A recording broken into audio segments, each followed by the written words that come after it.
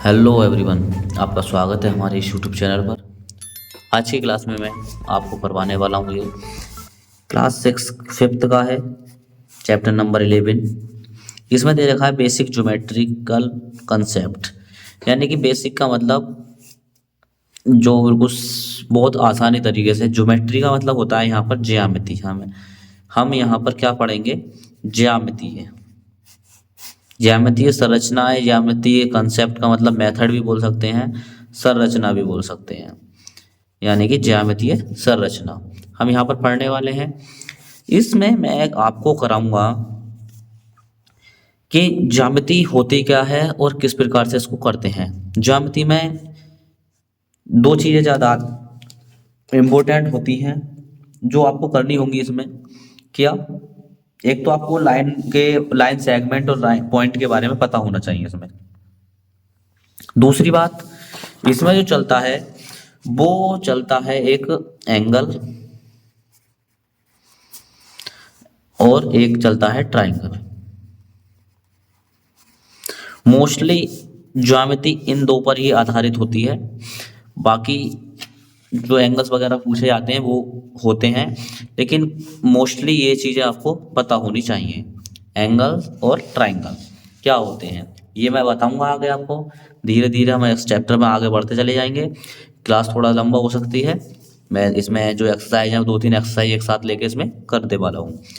सबसे पहले इसमें जैसे पॉइंट होता है, ये पॉइंट होता है, इसको पॉइंट बोलते हैं, जिसको बिंदु भी बोल सकते हैं हम। एक लाइन होती है दो पॉइंटों के बीच की दूरी, यानी कि दो पॉइंटों के बीच को मिलाने वाली रेखा को क्या बोलते हैं हम? एडजेसेंट पॉइंट, यानी कि ए बी लाइन बोल सकते हैं।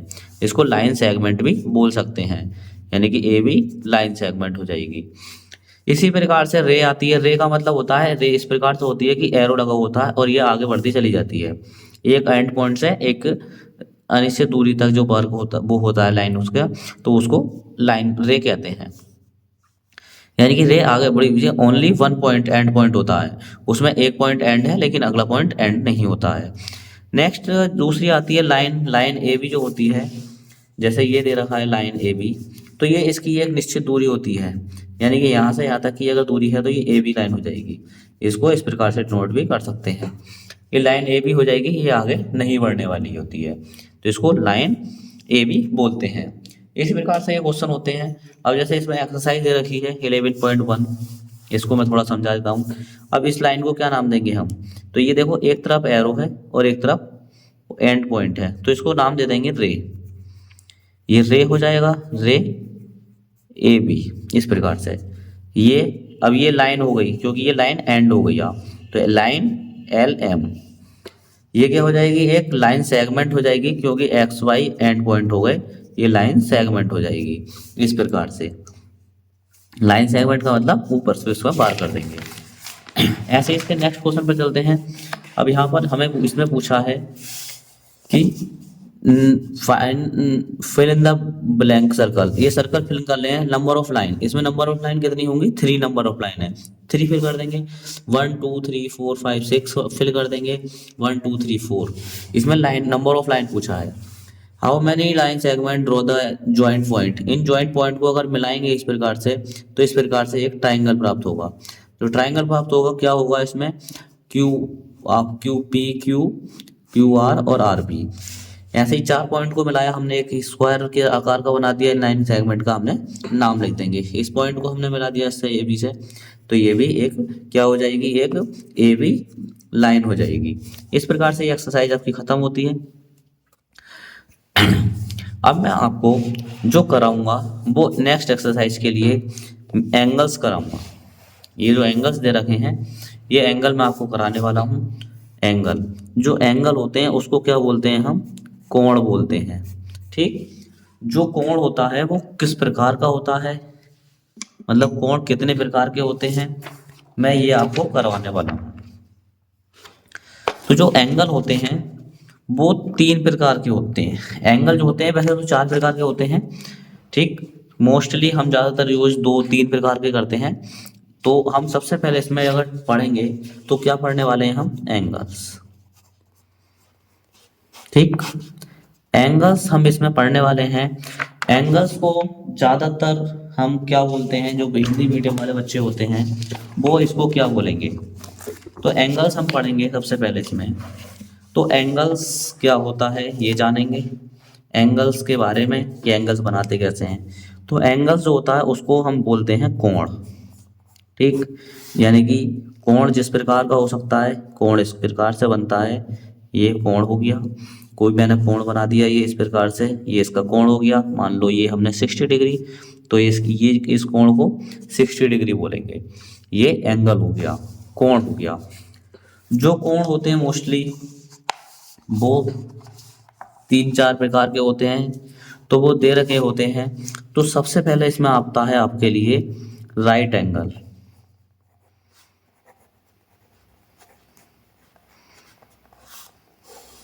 ठीक। सबसे पहले आता है राइट एंगल।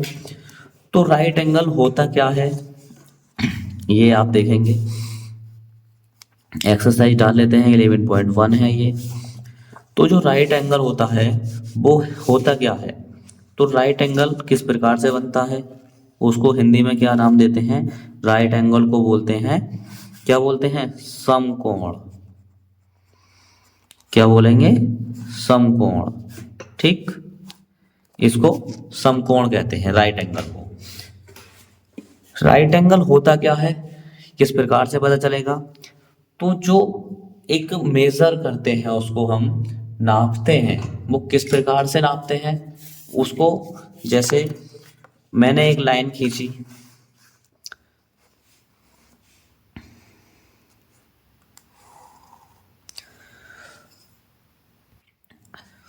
ये जो लाइन खींची मैंने, इस लाइन को कितने भी सेंटीमीटर की हम लाइन इसको खींच सकते हैं, कोई मेजर नहीं हो सकता है।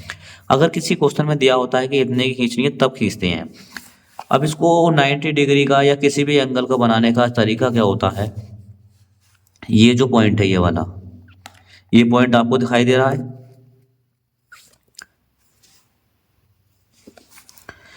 इस पॉइंट पर जो 90 डिग्री या 90 डिग्री के सीधी वाली लाइन जो आ रही है इसको, और जो 180 वाली नीचे वाली ये वाली लाइन है इसको बिल्कुल इस पॉइंट पर रखते हैं, लास्ट पॉइंट पर, इस प्रकार से। और जो ये वाली लाइन है वो बिल्कुल इसके 180 के बिल्कुल ऊपर होनी चाहिए, 180 वाली लाइन के बिल्कुल जस्ट ऊपर होनी चाहिए। और देखो 90 डिग्री कहाँ पर है, इसकी लाइन के बिल्कुल सीधा बिल्कुल यहाँ पर पॉइंट लगा देंगे, कोई बिंदु लगा देंगे, क्योंकि अंदर को लाइन नहीं खींच सकते हम। इस प्रकार से लगाने पर इस दोनों पॉइंटों को हम मिला देंगे।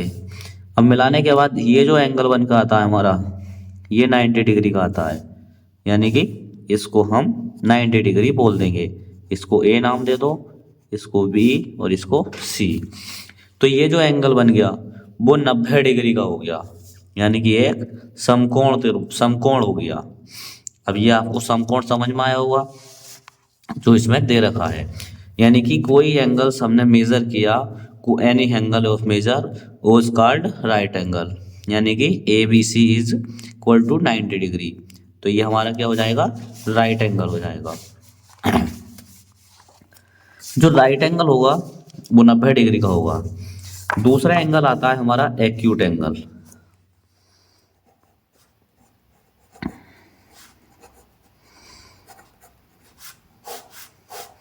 यानी कि इसको लिख सकते हैं हम कि angle A B C equal to 90 degree.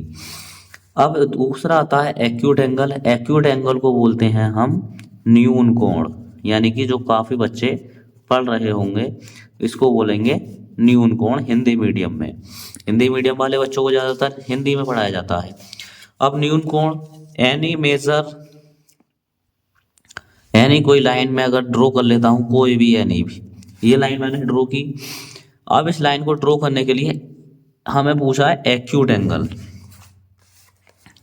Acute का मतलब न्यून, न्यून का मतलब होता है कि छोटा सूक्ष्म, यानी कि छोटा कोण। किससे छोटा कोण, 90 डिग्री से।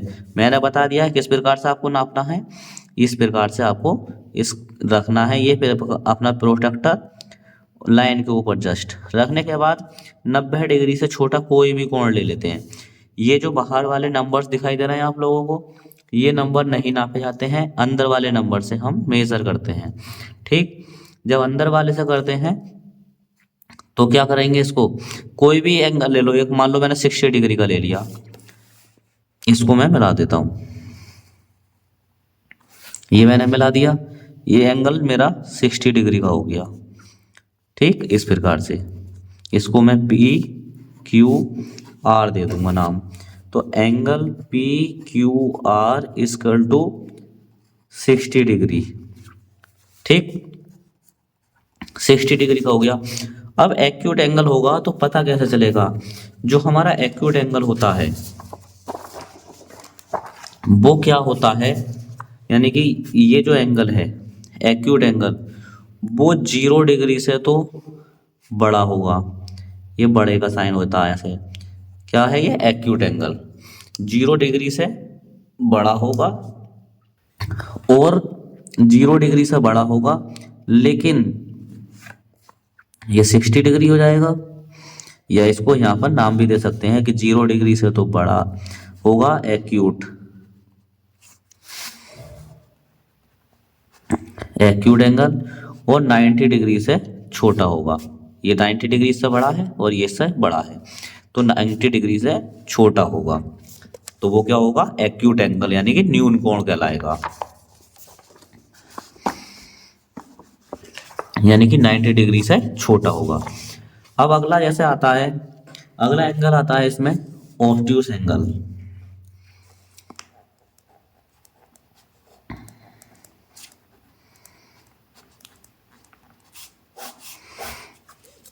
ऑब्ट्यूस एंगल आता है, ऑब्ट्यूस एंगल को बोलते हैं अधिक कोण।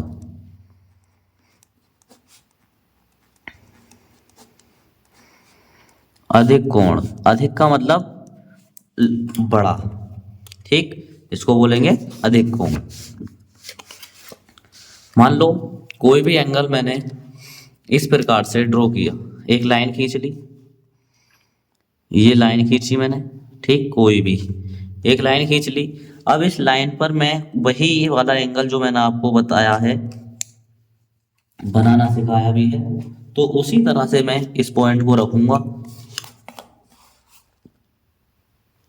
रखने के बाद ऑब्ट्यूस का मतलब होता है बड़ा, कितने से बड़ा, 90 से बड़ा।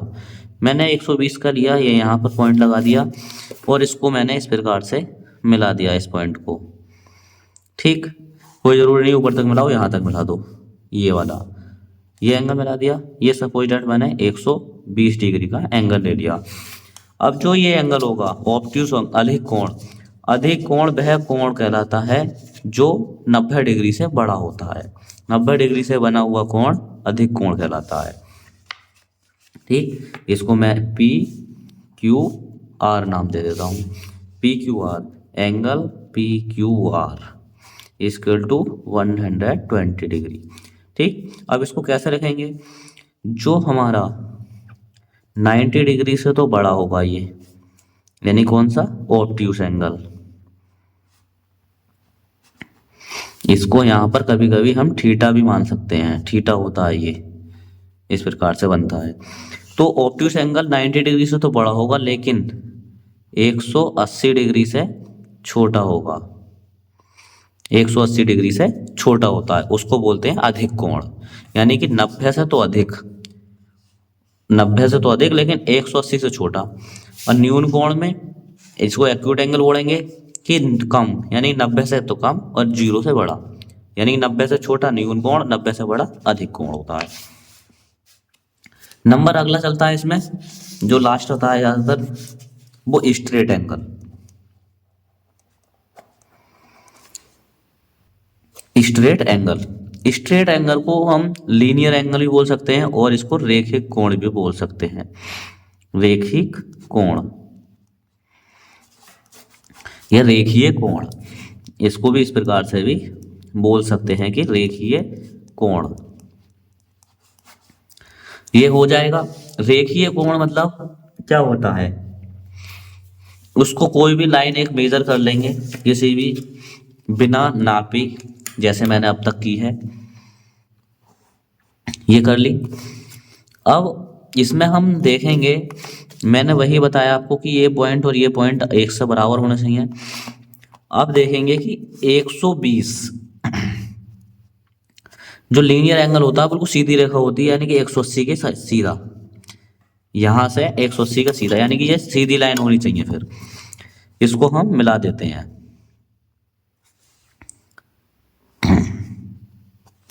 कहाँ से मिलाई थी? यहाँ से।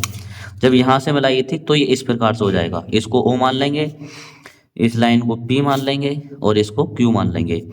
तो जो हमारा एंगल POQ बनेगा, ठीक, POQ बराबर कितना होगा? 180।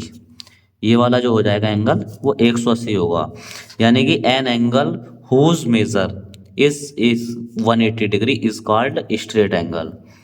One straight angle is equal to two right angle, यानी कि 90-90 के दो कोण। अगर मैं इसको सीधा कर देता हूँ इस प्रकार से, सपोज डेट मान लो मैंने ये एंगल खींच दिया, यानी कि 90 का ये हो जाएगा, 90 का ये, यानी कि दो राइट एंगल्स, यानी कि वन स्ट्रेट एंगल जो होगा वो दो राइट एंगल से मिलकर बना होगा, उनके बराबर होगा। The arms of straight angle are opposite rays. तो ये इस प्रकार से इसको स्ट्रेट एंगल बोलते हैं। तो आपको ये तीनों चारों एंगल समझ में आए होंगे। ये तो दे रखे होते हैं हमारे एंगल्स, ठीक, ये एंगल हो गए। अब मैं यहीं पर आपको एक समझा देता हूं, ट्राइंगल, ठीक। ट्राइंगल भी मैं यहीं पर समझा देता हूं, जो नेक्स्ट एक्सरसाइज में आप लोगों को देखने को मिलेंगे इसी में। तो आपको बेसिक जो हो जाएगा वो कंप्लीट हो जाएगा। जो यहां पर आपके चलेंगे ये ट्राइंगल, ट्राइंगल्स को मतलब बोलते हैं त्रिभुज, ठीक, हिंदी में त्रिभुज। ट्राइंगल्स, ट्राइंगल्स का मीन्स हो गया इसमें आपको कि ट्राई का मतलब तीन और एंगल्स का मतलब कोण, यानी कि तीन कोणों से मिलकर बनी हुई आकृति को त्रिभुज कहते हैं। मतलब वही मैं हिंदी में भी समझा सकता हूं आपको। त्रिभुज का मतलब, तिर का मतलब तीन और भुज का मतलब भुजाएं। तीन भुजाओं से मिली हुई आकृति को क्या बोलते हैं? त्रिभुज कहते हैं। तीन भुजाएं, यानी कि इस प्रकार से आप खींच सकते हैं, ये तीन भुजाएं, 1 2 3, यानी तीन भुजाओं से मिलकर बनी हुई आकृति को क्या बोलेंगे? त्रिभुज कहते हैं। ये आपको इतना समझ में आया होगा। अब जो त्रिभुज यानी कि ट्राइंगल्स जो होते हैं वो दो प्रकार के होते हैं। नंबर एक जो होते हैं according to its side,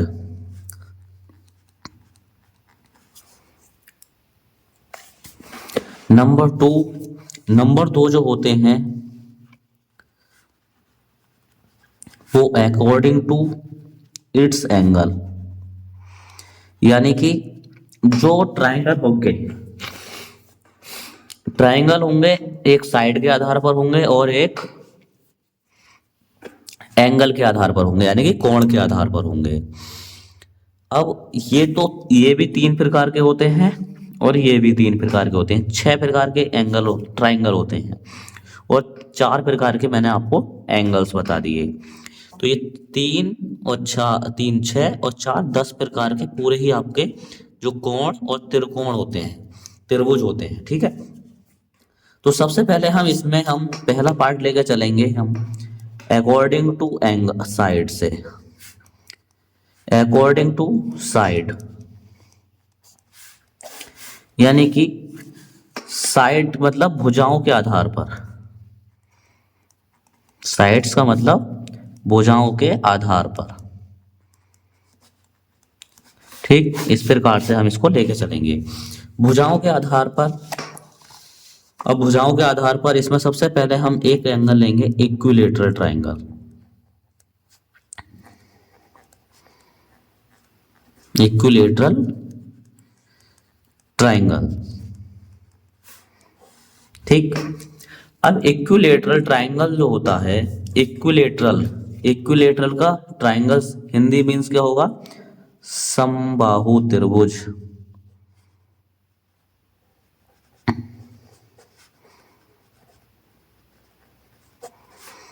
equilateral का मतलब क्या हो गया? इक्वल। और ट्राइंगल का मतलब त्रिभुज यानी कि तीन भुजाएं। और समबाहु हिंदी में हो गया समबाहु। तो समबाहु का मतलब सम का मतलब समान,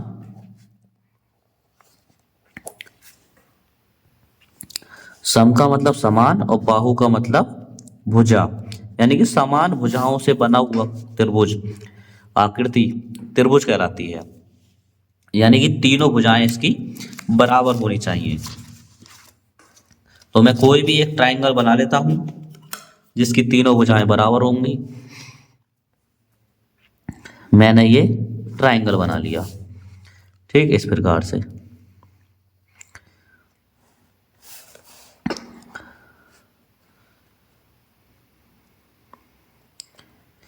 इस प्रकार से मैंने ये ट्राइंगल बना लिया। इसकी जो तीनों भुजाएं हैं ये आपस में बराबर दे रही हैं, ए बी और सी। यानी कि इसमें तीनों भुजाएं, भुजा का मतलब साइड है, तीनों साइड है बराबर हैं, तो उसको बोलेंगे समबाहु त्रिभुज, इक्विलेटरल ट्राइंगल। यानी कि if all the sides of a triangle are of equal length, यानी इन तीनों की equal length, it's called a equilateral triangle. यानी कि क्या हो जाएगा, जो ए बी है वो बी सी के बराबर है, जो बी सी है वो सी ए के बराबर है। ये तीनों साइड है आपस में बराबर होती हैं, उसको क्या बोलेंगे, इक्विलेटरल ट्राइंगल बोलेंगे। नंबर दूसरा आता है इसमें इक्विलेटरल के बाद आइसोसेलेस ट्राइंगल।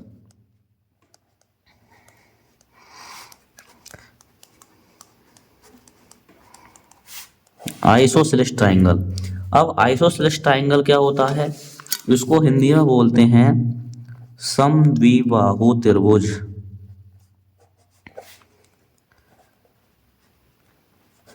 समद्वि, सम का मतलब समान, द्वि का मतलब दो, बाहु का मतलब भुजाएं, और त्रिभुज मतलब ट्राइंगल। यानी कि जिसकी दो भुजाएं तो समान हैं लेकिन एक भुजा अलग है। जिसकी दो भुजाएं तो समान हैं लेकिन एक भुजा अलग है। जिसकी दो भुजाएं तो समान हैं लेकिन एक भुजा क्या है, वो अलग दे रखी है, उसको क्या बोलेंगे, समद्विबाहु त्रिभुज कहते हैं। जैसे ये दोनों तो आपस में बराबर हैं लेकिन ये वाली अलग हो जाएगी, तो इसको बोलेंगे समद्विबाहु त्रिभुज। जिस ट्राइंगल की दो भुजाएं अलग होती हैं और एक भुजा अलग होती है और दो भुजा बराबर होती हैं, उसको आइसोसेलेस ट्राइंगल यानी कि समद्विबाहु त्रिभुज कहते हैं।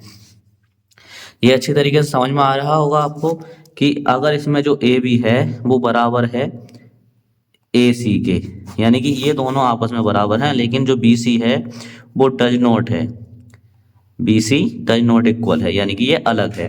तो आइसोसेलेस ट्राइंगल जो होता है समद्विबाहु त्रिभुज बोलते हैं उसको, जिसकी दो भुजाएं, सम का मतलब समान, द्वि का मतलब दो और बाहु का मतलब भुजाएं, जिसकी दो भुजाएं होती हैं बराबर, उसको समद्विबाहु त्रिभुज कहते हैं। तीसरा आता है scale and triangle. Scale and triangle जो होगा, स्केल एंड ट्राइंगल मीन्स, इसको हिंदी में क्या बोलेंगे, स्केल एंड का ट्राइंगल का मतलब होता है विषमबाहु त्रिभुज। विषमबाहु त्रिभुज, विषमबाहु त्रिभुज क्या होता है, यानी कि इसको कैसे बोलें, विषम का मतलब असमान और बाहु का मतलब भुजाएं, जिसकी तीनों भुजाएं अलग अलग हों,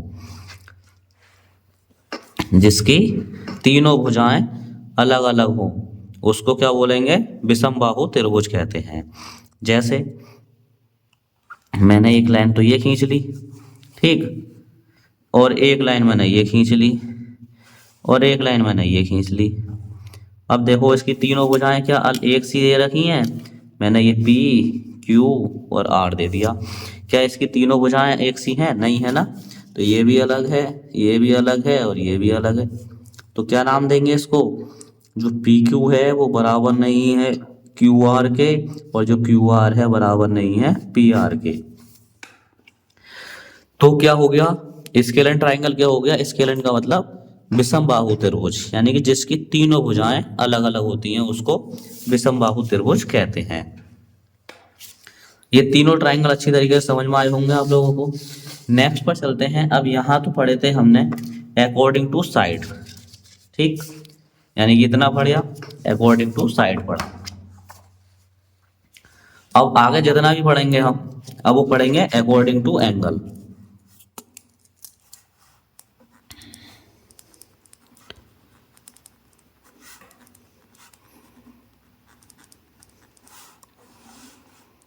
अकॉर्डिंग टू एंगल यानी कि कोण के आधार पर।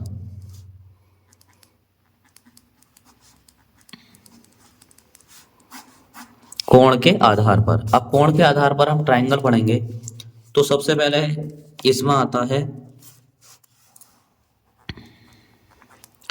एक्यूट एंगल ट्रायंगल, ठीक। Acute angle triangle, acute angle triangle को हिंदी में क्या बोलेंगे, यानी कि न्यून कोण त्रिभुज।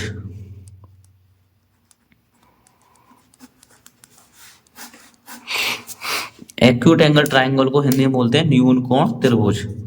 यानी कि न्यून का मतलब मैंने बताया था अभी कम, और एंगल तो एंगल अब है, और कोण मतलब यहाँ पर न्यून कोण बताया था मैंने, एक्यूट एंगल, तो वो न्यून का मतलब कम, किससे कम, 90 डिग्री से कम।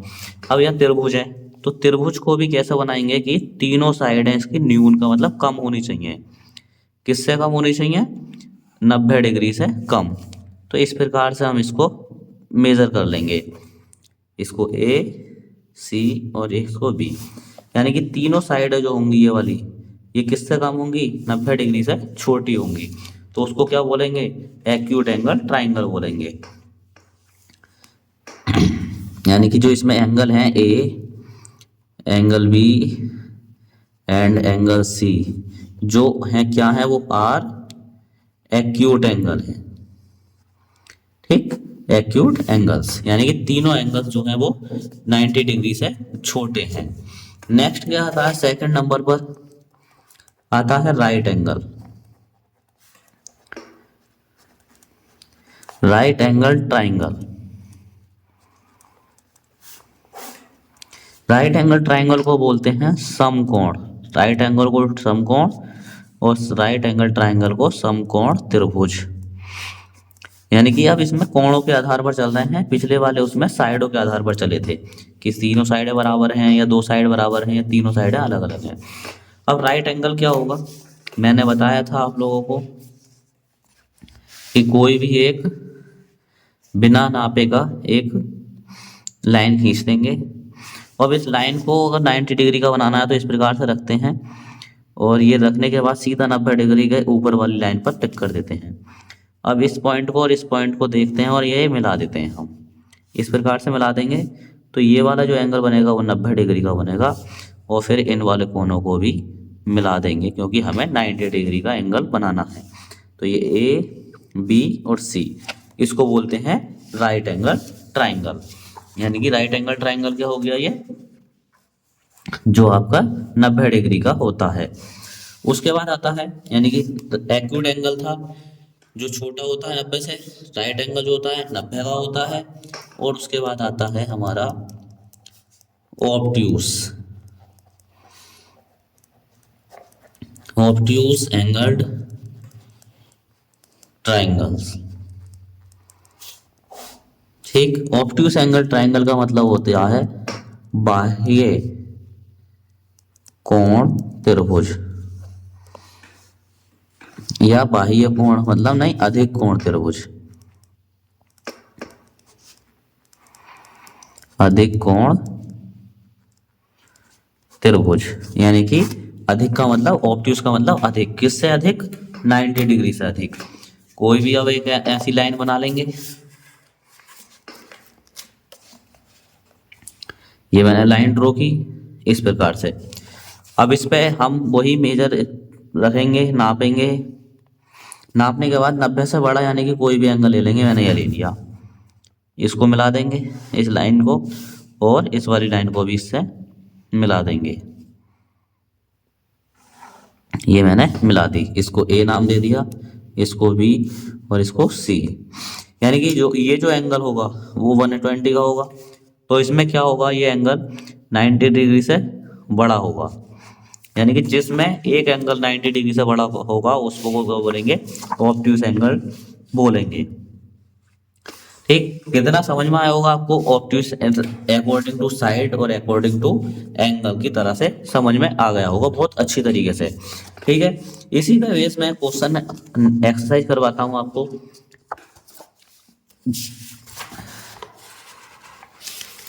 ठीक, अब मैं एक्सरसाइज की तरफ चलते हैं, एक्सरसाइज करवाते हैं। अब यहाँ तक समझ में आया हो तो वीडियो को लाइक जरूर करें। नेक्स्ट एक्सरसाइज नेक्स्ट वीडियो में जाकर देखें, उसका लिंक मैं डिस्क्रिप्शन में डाल दूंगा, तो जाके देखेंगे कि एक्सरसाइज आपको बिल्कुल आसानी से करने को मिलेंगी। किस प्रकार से मिलेंगी मैं आपको करवाऊंगा अभी। ठीक है, मिलते हैं नेक्स्ट वीडियो में, तब तक बने रहे हमारे साथ। और नेक्स्ट वीडियो के लिए आप इसमें डिस्क्रिप्शन में चेक कर सकते हैं और हमारे चैनल पर विजिट करके भी प्राप्त कर सकते हैं। थैंक यू, धन्यवाद।